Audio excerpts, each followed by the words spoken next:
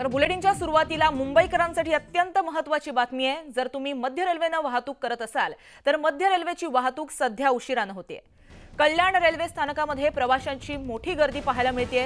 Signal यंत्रणेमध्ये बिघाड झाल्यामुळे ही गर्दी आहे। तर कल्याण स्टेशनवरती प्रवाशांची मोठ्या प्रमाणात गर्दी झाली आहे।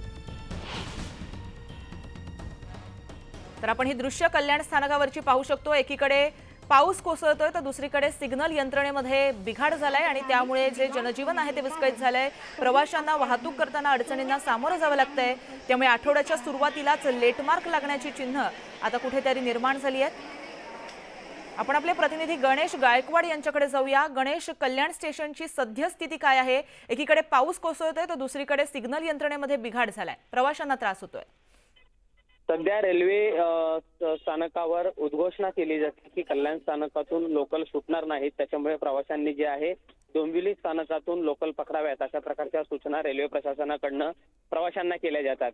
विशेषतः कल्याण आणि ठाकुर्ली दरम्यान सिग्नल यंत्रणेमध्ये बिघाड झालाय आणि त्याच्यामुळे रेल्वे सेवा जी आहे ती या दरम्यान ठप्प झालेली आहे। मात्र डोंबिवलीच्या पुढे मुंबईच्या दिशेने लोकल जात आहेत, ही महत्वाची बाब आहे प्रवाशांसाठी। मात्र कल्याण स्थानकात जे प्रवासी सध्या आहेत त्यांच्यासाठी लोकल सीएसएमटी किंवा ठाण्यांकडे जात नसल्यानं प्रवाशांची मोठी गर्दी पाहायला मिळते आणि हा तांत्रिक बिघाड जो आहे तो आता जवळजवळ तासभर झालेला आहे, तो दुरुस्त झालेला नाही आणि त्याच्यामुळे परिणामी कल्याणच्या पुढची स्थानकं आहेत उल्हासनगर, अंबरनाथ, बदलापूर, कर्जत, खोपोली ह्या भागांमध्ये प्रवाशांची गर्दी विशेषतः पाहायला मिळते। कारण त्याचा जो सगळ्यात जास्त फटका आहे लोकल उशिराने धावत असल्यानं प्रवाशांची संख्या जी आहे प्रत्येक स्थानकावर सध्या वाढते आहे। मात्र प्रवाशांना सध्या रेल्वे प्रशासनाकडनं माहिती दिली जाते। मात्र आता मुंबईला किंवा ठाण्याला कसं पोहोचायचं? बरं गणेश, तुम्ही असेच आमच्याबरोबर जोडलेले राहा। अजून एका बातमीची अपडेट घ्यायची आहे। तर कल्याणमध्ये सध्या मुसळधार पावसाला सुरुवात झाली आहे। गेल्या तासाभरापासून मोठ्या सरी बरसतायत। तर छत्रपती शिवाजी महाराज चौक, स्टेशन परिसरातील मार्केट परिसरात देखील अनेक भागामध्ये पाणी साचायला सुरुवात झाली आहे। पावसामुळे रस्ते वाहतूक देखील मंदावली आहे।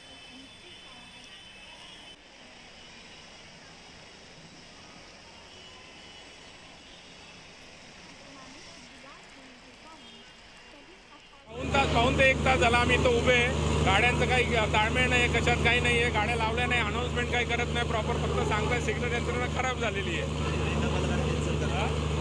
ऐन टायमाला गाड्या कॅन्सल होत आहेत तिथं। आम्हाला जायचंय, बाईकला जायचं, आम्ही किती कसं काय पोहोचू ऑफिसला वेळेवर आम्ही? आणि हे कायमचं झालेलं आहे। आता पावसाचं नाही, कायमचाच गाड्यांचा प्रॉब्लेम झालेला आहे। रेल्वेने याविषयी काहीतरी ठोस उपाययोजना करायला पाहिजे।